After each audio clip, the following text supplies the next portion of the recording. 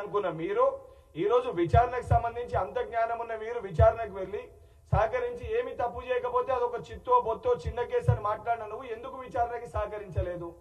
ఇప్పుడు చాలా స్పష్టంగా కోర్టు కూడా ఈరోజు న్యాయ వ్యవస్థ కూడా న్యాయస్థానం కూడా 100% మీరు వేసిన పిటిషన్ ని కొట్టేయడం జరిగింది.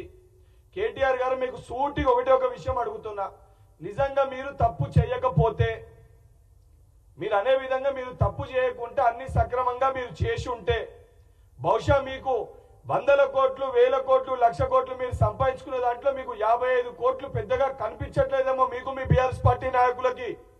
కానీ ఆ 55 కోట్లు తెలంగాణ ప్రజల సొమ్ము.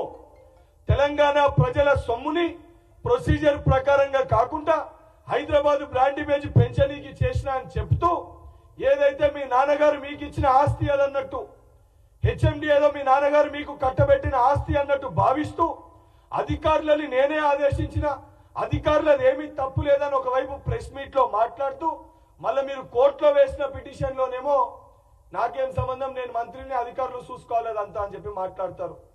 రామారావు నేను సూటిగా ఒకటి అడుగుతున్నా, బాధ్యత గల శాసన సభ్యునిగా ఈ డ్రామాలు ఆపి ఏదైతే సంబంధించి విచారణకి సహకరించి నిన్ను నువ్వు నిరపరాధిగా తప్పు చేయలేదని చెప్పి ప్రూవ్ చేసుకొని తర్వాత బయటికి వచ్చి మాట్లాడాలి.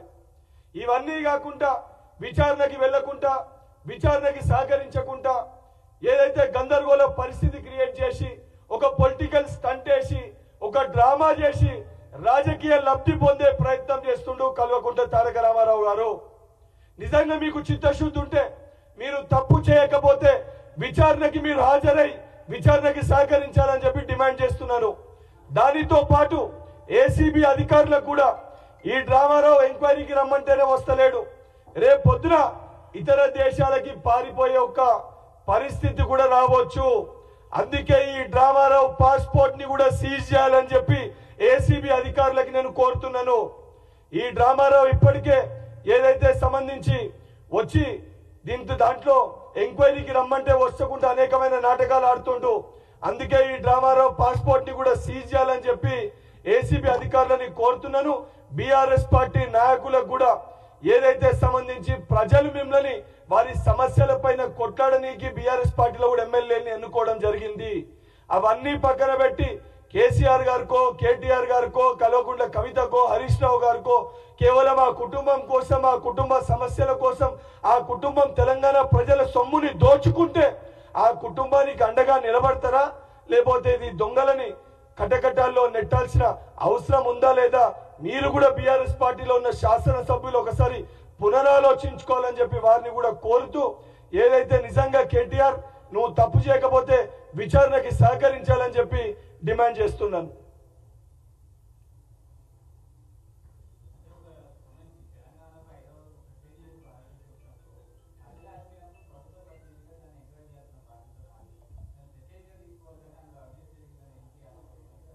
హైదరాబాద్ బ్రాండ్ కి సంబంధించి ప్రెస్టేజ్ గా తీసుకొని ఒక ప్రాజెక్ట్ తీసుకొని వచ్చింటే ఎందుకు ఆ ప్రాజెక్ట్ కి అందరూ భయపడి ఇన్వెస్టర్స్ పారిపోవడం జరిగింది?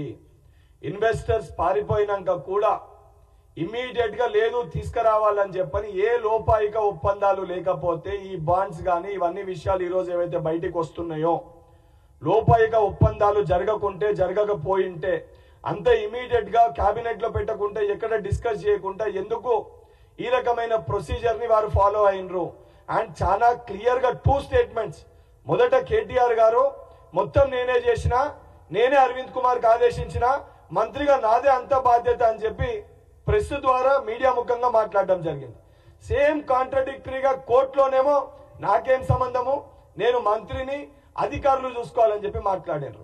అంటే ఈ డ్రామాలు ఈ నాటకాలు దేనికోసము? నిజంగా తప్పు చేయకపోతే విచారణకి అంగీకరించండి. విచారణకు వచ్చినప్పుడు ఎందుకు అడుగుతున్నారు? ఏదో ఫాల్స్ గా నన్ను ట్రాప్ చేసి రాంగ్ స్టేట్మెంట్ రికార్డ్ చేస్తారని అంటారు. అరే చదువుకున్నావా చదువుకోలేదా? పోలీస్ అధికారులు స్టేట్మెంట్ రికార్డ్ చేసేటప్పుడు వీడియో పెడతారు. స్టేట్మెంట్ అనేది నువ్వు చెప్పినప్పుడు వీడియో పరంగా నీ వీడియో వాంగ్మూలం కూడా తీసుకోవడం జరుగుతుంది.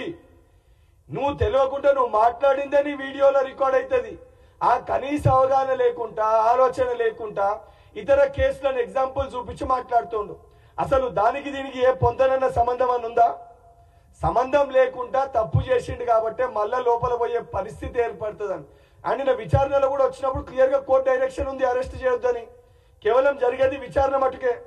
ఆ విచారణకి మొత్తం నేనే చేసిన, మొత్తం నాదే బాధ్యత అన్నోని నువ్వు ఈరోజు నీకు అడ్వకేట్ అవసరం ఎందుకు పడ్డది? అడ్వకేట్ అనేటోని ఎప్పుడు అలౌ చేస్తారు? అడ్వకేట్ని అలౌ చేయాలన్నా నేను అరెస్ట్ చేసి మళ్ళా పోలీస్ అధికారులు జ్యుడిషియల్ కస్టడీ ఎంక్వైరీ కోసం జ్యుడిషియల్ కస్టడీని కోరినప్పుడు అప్పుడు నువ్వు కోర్టులో నాకు అడ్వకేట్ అవసరం అనేది నువ్వు పిటిషన్ వేసుకోవాలి.